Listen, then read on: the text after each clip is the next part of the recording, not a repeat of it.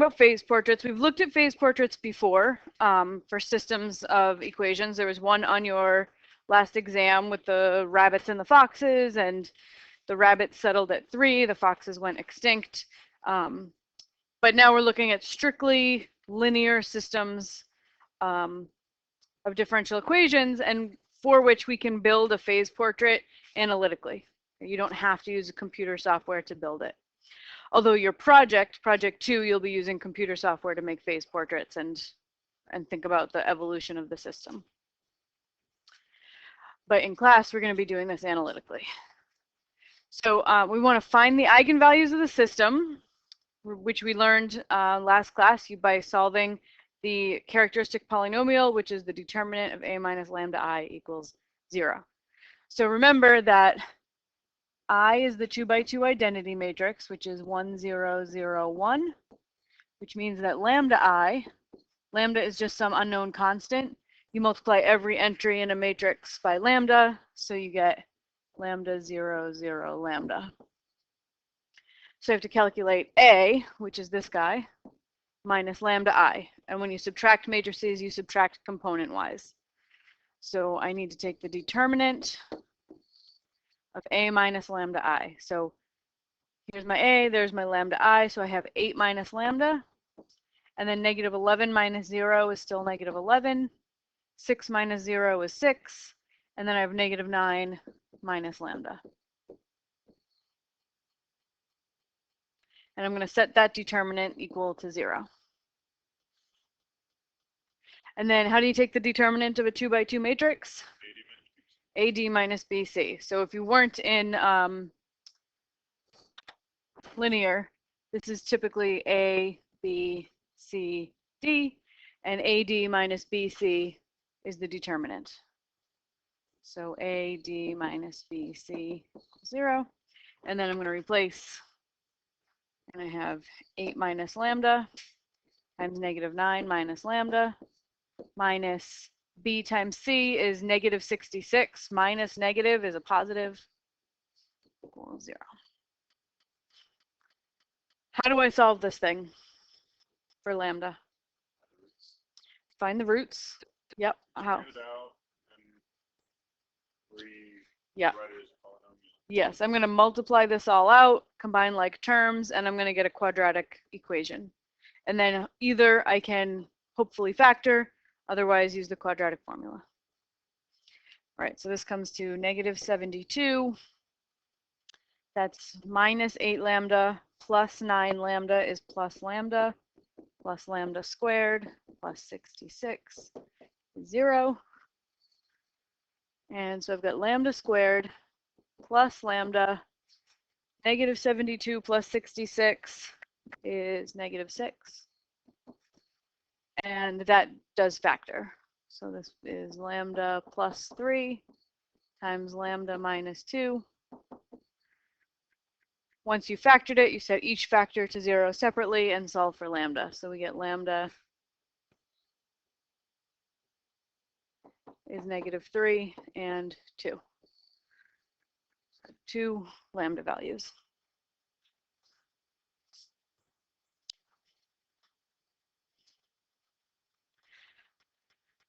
Okay, so this is a really good review of what we learned last class, how to find eigenvalues and then associated eigenvectors.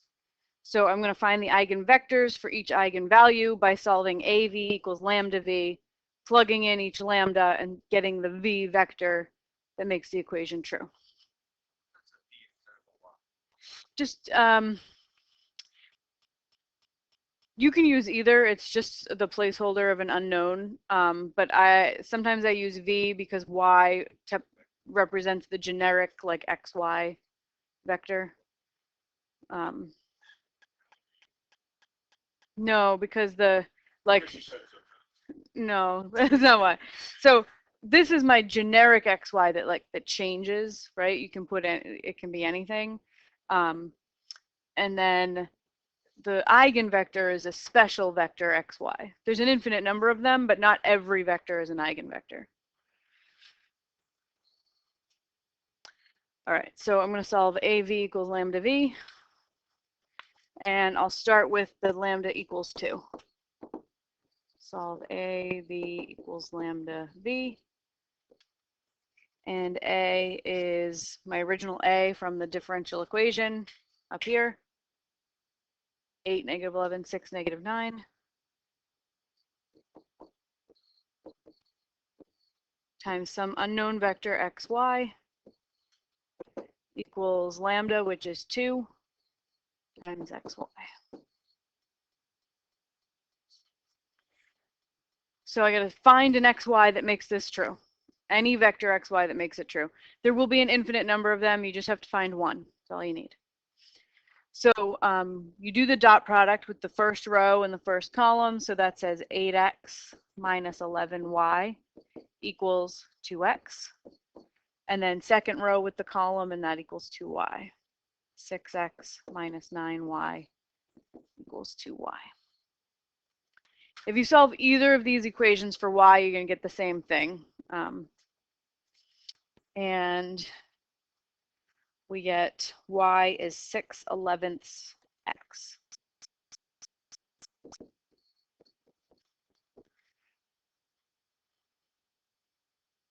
Just get y by itself. So any vector that satisfies this equation is an eigenvector.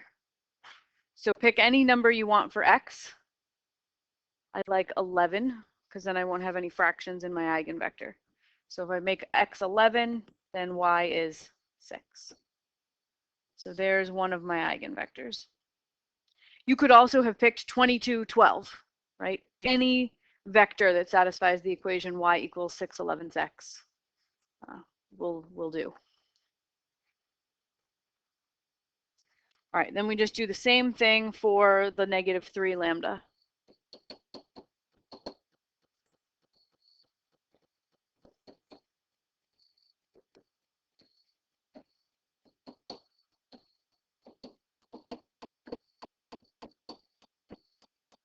Okay, so I have 8x minus 11y equals negative 3x, and 6x minus 9y is negative 3y. These equations give you the same information. If you solve either one of them for y, you get x equals y. And so give me any vector where the x coordinate and the y coordinate are the same. 1, 1. Keep in mind you can never choose 0, 0 as an eigenvector. The definition of an eigenvector is a non-zero vector that satisfies AV equals lambda V. All right, so I've got 2 eigenvalues, 2 associated eigenvectors. That allows me to write 2 particular solutions to the system of differential equations. Okay, and each particular solution has the format e to the lambda t v. Okay, so my y1, which is a vector, that y is bold, which means it actually represents x1, y1, right? The solution to the system. And that's going to be e to the lambda t, and then v is bold. V is an eigenvector. So e to the lambda 1t, so we'll say e to the 2t. Lambda 1 is 2. And then the vector associated with lambda equals 2 is 11, 6.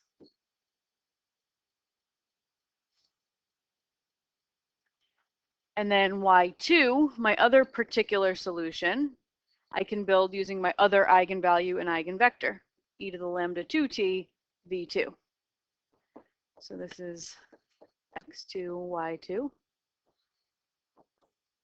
e to the negative 3t times my vector 1, 1.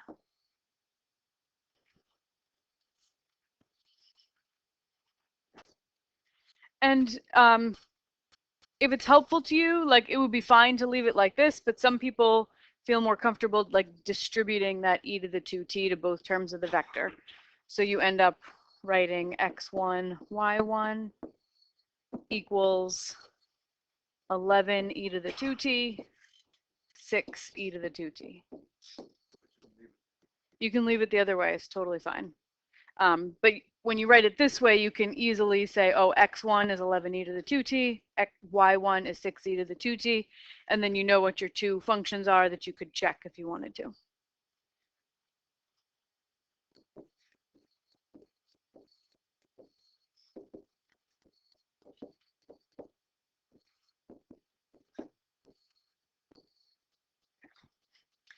Now, once you have two particular solutions, we have this linearity principle that says the general solution to this system is a linear combination of the two particular solutions.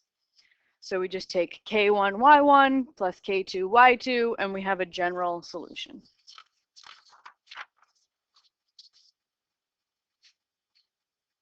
Oh, no, we're not there yet. Sorry. First, we have to check that our two solutions are linearly independent, right? So because the linearity thing only applies if you have two linearly independent solutions. So I have to evaluate y1 of 0 and y2 of 0 and show that they're not multiples of each other. So that just means plug 0 in. y1 of 0 is 11.6. You just replace your t's with zeros, you get 11.6. And y2 of 0 is 1, 1.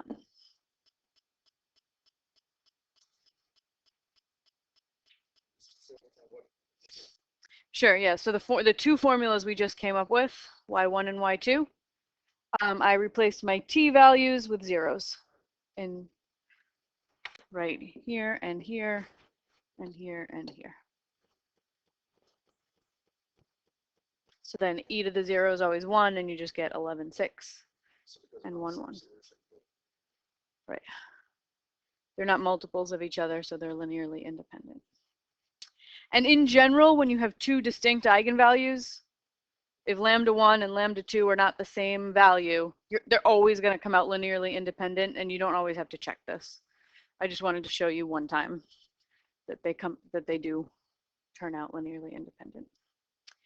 So now we have two linearly independent solutions, so we can write the general solution to the system by taking a linear combination of them.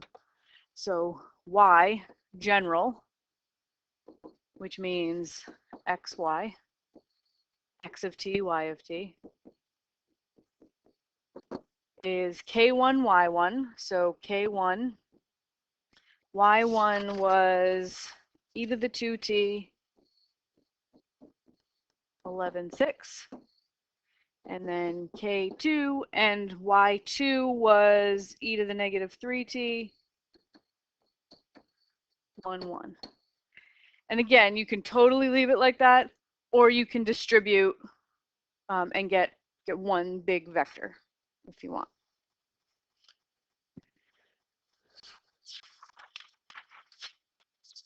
I'm going to leave it like that.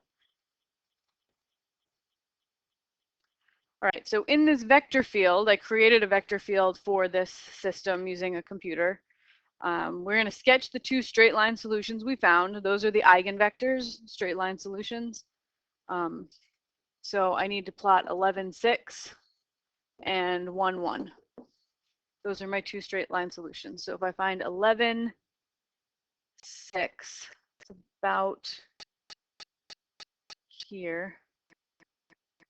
There's a straight line solution through that. I went a little high. There. And you can see, it's hard to see because it's sort of hidden among a bunch of arrows that are not on a straight line solution, but there's a bunch of straight arrows there. And I can follow it in this direction too. There we go. And the arrows are pointing away. And even if I didn't have a vector field, how would I know that those arrows point away from the origin? The eigenvalue was positive. This vector went with lambda equals 2, right? Positive eigenvalue points away. All right, so then 1, 1, let's do that in a different color. It's like right like this. Following those straight line arrows, and they're pointing at the origin. And even if I didn't have a vector field, I would know that they point at the origin because that's lambda equals negative 3. Negative eigenvalue, arrows point towards the origin. All right, so we've got the straight line solutions. And then I can use the direction field to put in several other solutions, and then I've created a phase portrait. So a phase portrait is when you have all the qualitatively different solutions sketched in. So I can sketch in, just follow the arrows on the direction field with some different initial conditions, and I get some stuff that looks like this. These kind of go like this, and you can see they're just sort of following the straight line solutions, sort of coming in along one of the straight lines and then leaving along another one. And then these are a little bit harder to see, but they are also U's.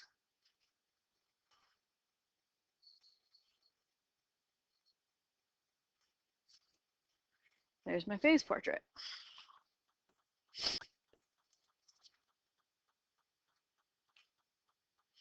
So to draw the phase portrait, we didn't need any of the e to the lambda t stuff. All you needed was the lambdas and the eigenvectors. So if you just want a qualitative picture of the solutions, you just need lambdas and eigenvectors. But if you want an analytic solution, x of t, y of t, you need that e to the lambda t formula. And we're going to use our general solution now to find a particular solution that satisfies the initial condition 0, -5. So just to translate this y is bold, which means it's really an x, y, x of 0, y of 0 is 0, -5. And I wrote it horizontally because sometimes your book does that to save space, so I just wanted you to get used to seeing it. So my general solution was y of t, which is a vector representation of x of t, y of t, equals k1 e to the 2t 11/6 plus k2 e to the -3t 1/1. And now I know that if I make all my t 0, I'm supposed to get 0, -5 as my vector. So I'm going to write that out. Y of 0 is x of 0, y of 0.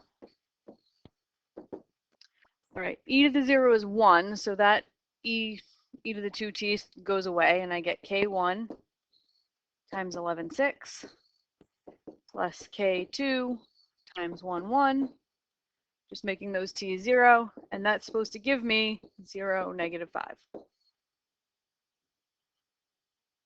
So this is two equations and two unknowns. It's just written in vector form. I can translate this by distributing my k1 and my k2 to each term of my vector.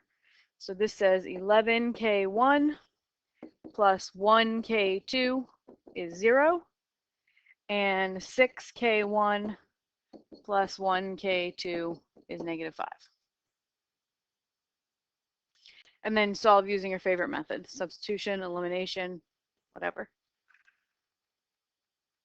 Should have given you more space, sorry.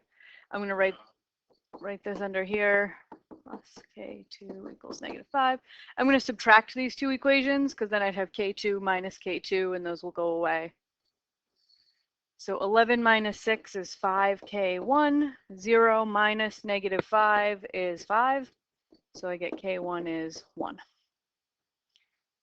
And then use either of your two equations, put in a 1 for k1 and solve for k2. So this is 6 plus k2 is -5, so k2 is -11.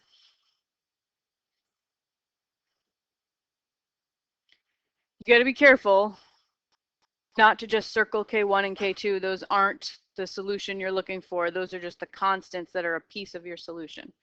So when you have your constants, then you rewrite y of t was k1, which is 1. So it's e to the 2t 11/6 plus k2, which is -11, minus 11 e to the -3t 1/1. And that's your final particular solution for that initial condition.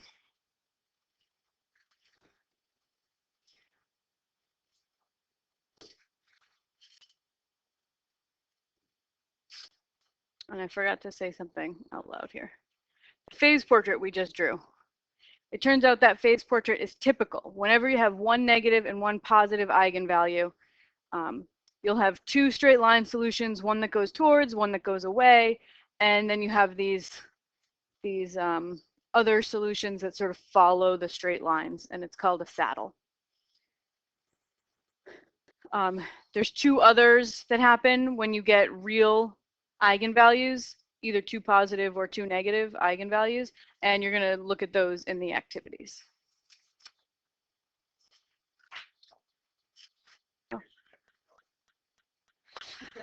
Okay, so we're going to talk about what happens when we have non-real eigenvalues. Okay, so everything we did in the last lesson was real eigenvalues, one positive, one negative, both positive. But what happens if you have i's when you solve that characteristic equation? So here is an example where we're going to get some i's, right?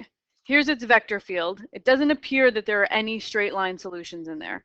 So that's not good, because that's how we build our general solution, is we were taking the two straight line solutions and taking a linear combination of those two. All right, so we have no other tools in our belt though, so we're just going to find eigenvalues and eigenvectors and like see what we can do with it. So to find eigenvectors, remember eigenvalues, the determinant of a minus lambda I equals 0. So we're going to find the determinant of -2 minus lambda, -3, 3, -2 minus lambda, set that equal to 0, -2 minus lambda times -2 minus lambda minus -9 is +9 equals 0. And multiply this out, so you get 4 plus 4 lambda plus lambda squared plus 9 equals 0. So lambda squared plus 4 lambda plus 13 equals 0. This is not going to factor, right? There are no numbers you can multiply together to make 13 and add together to make 4. So I'm going to have to use the quadratic formula.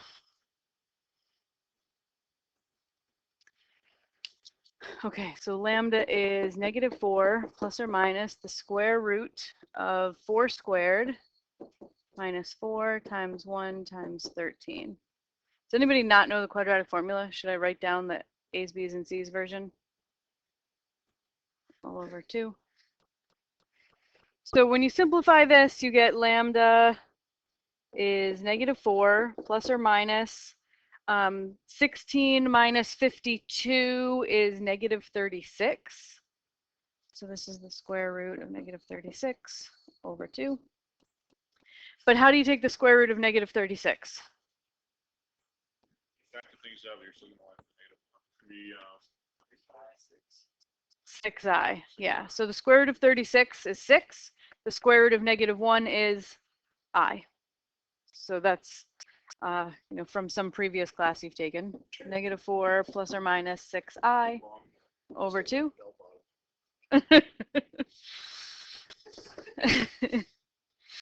And then to simplify that, you can divide the 2 into each term. So you have -2 plus or minus 3i.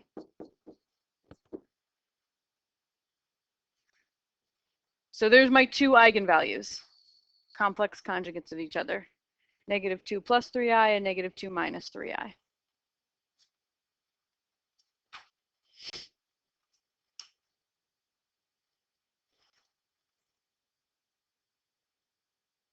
All right, so now I got to find eigenvectors that go with those eigenvalues. I did give you a whole blank page. All right, so let's look at lambda 1. -2 plus 3i. So to find eigenvectors, you solve AV equals lambda V.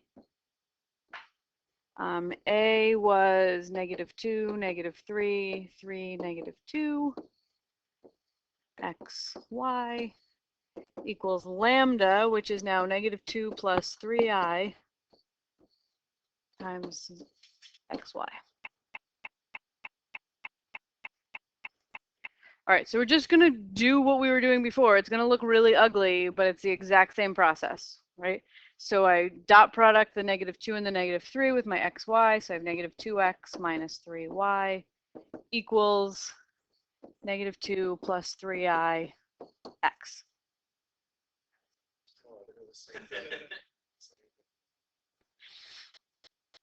And then the other equation is going to give you the same information, but we can write it down. 3x minus 2y equals negative 2 plus 3i y.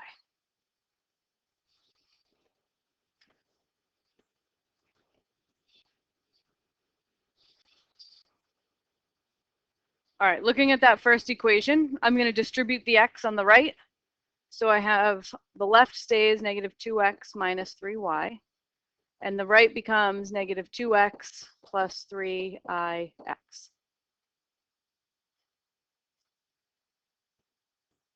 Add 2x to both sides, and the 2x's are going to go away. And then divide both sides by negative 3. So you get y equals negative ix. So I got to pick an eigenvector that satisfies that equation. What do you think? Squares. Square it, maybe? I don't know. Oh, just pick an x. Just pick any number for x. 1. So I would have 1 negative I. If x is 1, then y is negative I. Same thing we were doing before, it's just got some i's in it, right? Or if for x instead I chose I, then I would have negative I times I, but what is I squared? Negative 1. So I would have negative negative 1, which is 1, right? Either of those is fine. I'm just picking this one because that's what I used on my paper.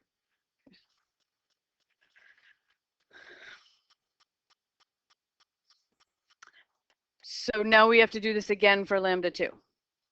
Right, same process, which is negative 2 minus 3i. So I'm solving AV equals lambda v. Negative 2, negative 3, 3, negative 2 times xy.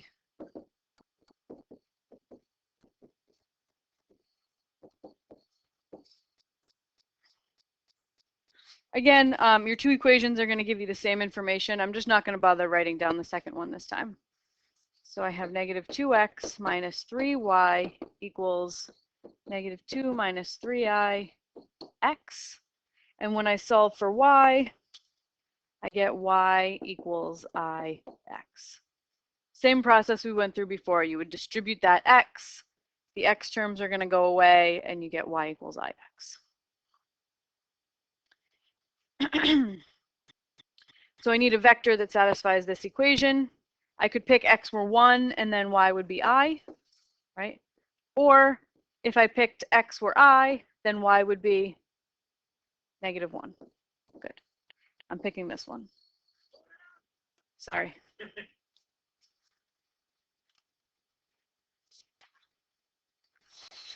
Okay, so we separated out our solution into a real part and an imaginary part. So we've only done this for one of our particular solutions. We did this for y1, right? Usually, you need 2 particular solutions to find a general solution. So we have this amazing fact, though, that a linear system, if a linear system has a complex solution, y real of t plus y imaginary of t, I, y imaginary, then it has 2 other linearly independent real solutions, the real part and the imaginary part. So we actually have 4 particular solutions we could come up with, right? Because we have 2 particulars that we wrote down back here, 2 ugly particular solutions. But each of these can be manipulated into 2 more particular solutions, its real part and its imaginary part. So you only need 2 to get a general solution. So we don't have to go through all of the mess that we just went through for y2. All you have to do it for is y1, because that gives you 2 more particular solutions. And they're strictly real, right? Because you just ignore this I part. This is a solution, and this is a solution. Y real and y imaginary. You could verify that they're linearly independent solutions on your own. You can take my word for it. So we've got two particular linearly independent real solutions. We should take a linear combination of them to get the general solution.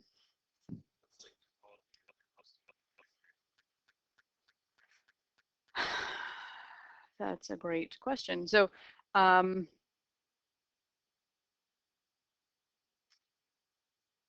the imaginary solutions, we can't plot them because we're looking at either the xy plane, right? And x and y, those number lines only have real numbers on them, right? And same thing if you try to plot x of t and y of t solutions as functions of time, there's also no imaginary axis. So qualitatively, the imaginary solutions, we can't picture them. You could use them to try to calculate future values or make a prediction, but you can't draw graphs of it.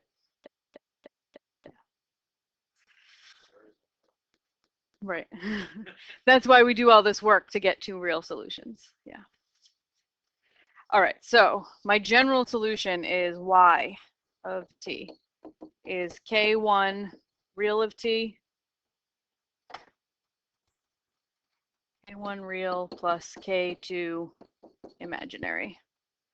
So that's going to be k1. My real solution was negative e to the negative 2t sine 3t and e to the negative 2t cosine 3t plus k2, and then the imaginary part was e to the negative 2t cosine 3t and e to the negative 2t sine 3t.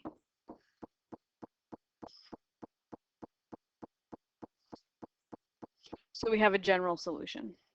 There's no more i's in it at all. Wait, how do we get from? All right. It's okay. We got the one. We have this is only for y1 now. How do we get y1? How do we get a y1 and y2? What's just the case? Y1 is your real part and Y2 is your imaginary part. So that's actually, it's a little confusing because we called something Y1 earlier, right? Like yeah. I called. We never solved for where it was I over negative e to the. We never solved for e to the negative 3 minus 3. Look at that one. Right, right. That's part of the beauty of this process is that if you have a complex, like e to a complex number solution, yeah. You can take that and break it into two more particular solutions. Right. So that's what we were doing in all our algebra on the next page. Okay.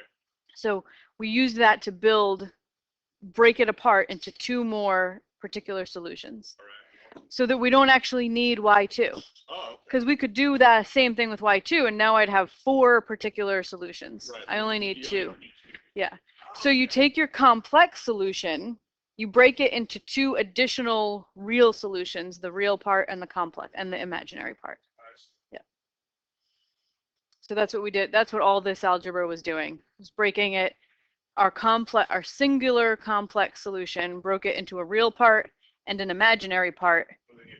And then those are two additional solutions. Okay.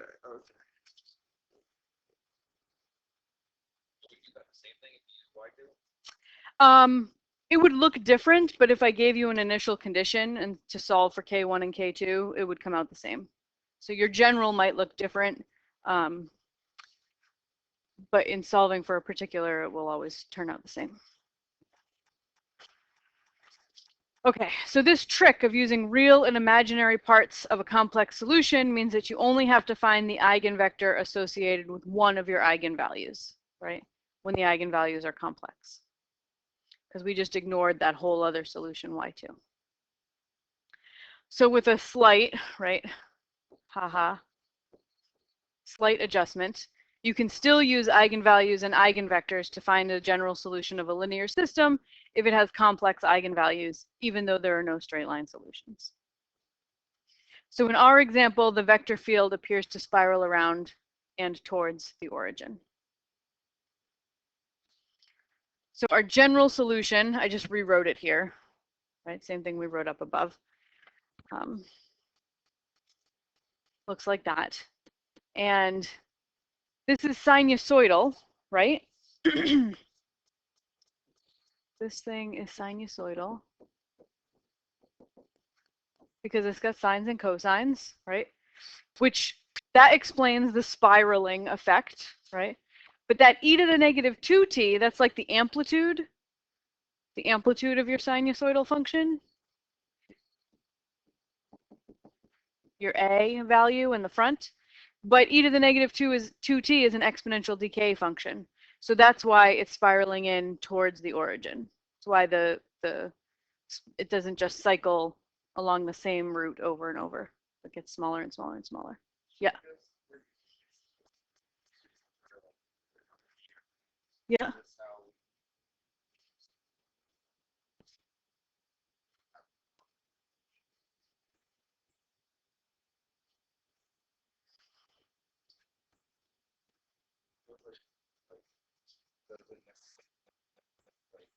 There's no straight line solution. There's no straight line solution.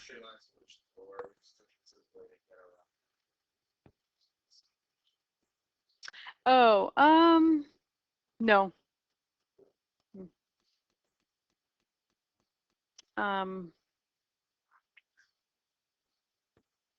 No, because the original question was a linear system. Yeah, if you go all the way back, you know, we're allowed to use the tools of linear algebra because the original system of ODEs was linear. So we can use all our matrix tools on it. Yeah. Yeah. Are you always going to get I's though when there isn't a straight line solution? Yes.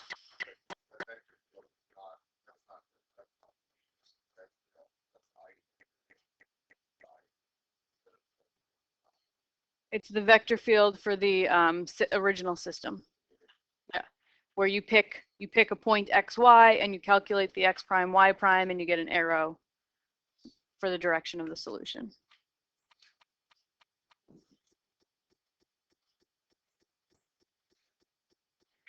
So this is my x of t, y of t. This has x and y on it. And you can see it's sinusoidal, but the amplitude decreases and it heads towards 0.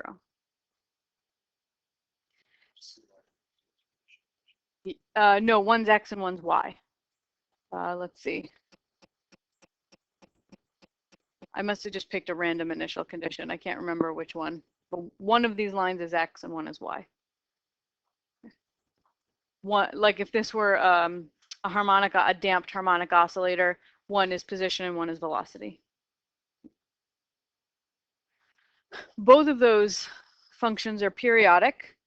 The amplitude is e to the negative 2t, right? Decaying amplitude. And the period, right, comes from this coefficient on the t. Anybody remember how to calculate the period of a sinusoidal function? Close, it's something over b. 2 pi over b. So in this case, it's 2 pi over 3.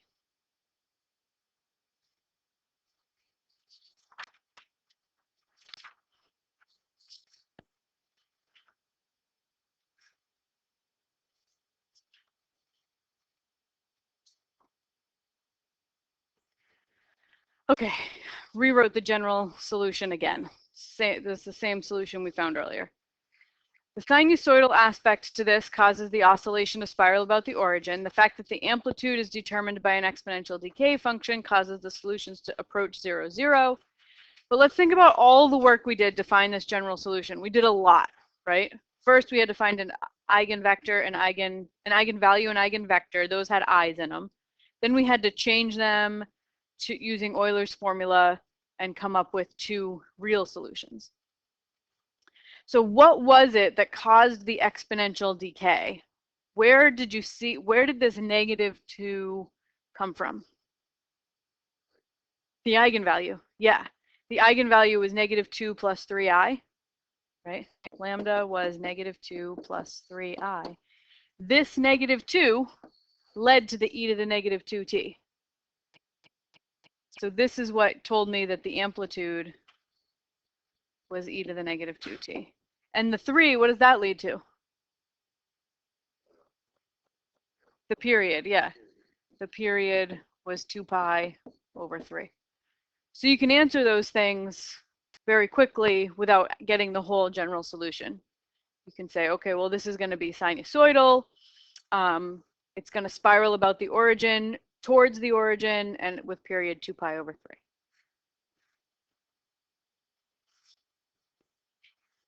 So if for this to be an exponential growth function that spirals away from the origin, what would have to be true about this number here? Instead of -2, it would have to be positive. Yeah.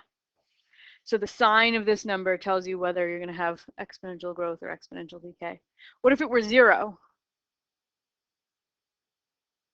Yeah, then your amplitude would be constant, and so you would have just a circle around the origin. So here's a little summary. Okay. If you have a linear system with complex eigenvalues, alpha plus or minus I beta, then the solution curves spiral around the origin in the phase plane. They have a period of 2 pi over beta. And if alpha is negative, they spiral toward the origin, and we call this a spiral sink. If alpha is positive, the solutions spiral away from the origin, and we call that a spiral source. If alpha is 0, then the solutions are periodic. They return to their initial condition in the phase plane and repeat the same closed curve over and over. And we call that a center. The direction of the spiral, clockwise or counterclockwise, is most easily found by computing a single vector in the vector field. So I've had you do that on several quizzes. I give you 1 point to have you draw in the arrow. That will tell you which way to spiral. The period is always 2 pi over b. B is the input of the sine and the cosine terms. The natural frequency, that's just the reciprocal of the period. Okay, so your book, your homework sometimes asks you for the frequency instead of the period. It's just the reciprocal. All right, that I think finishes that demo. We've got 10 minutes. Don't start this.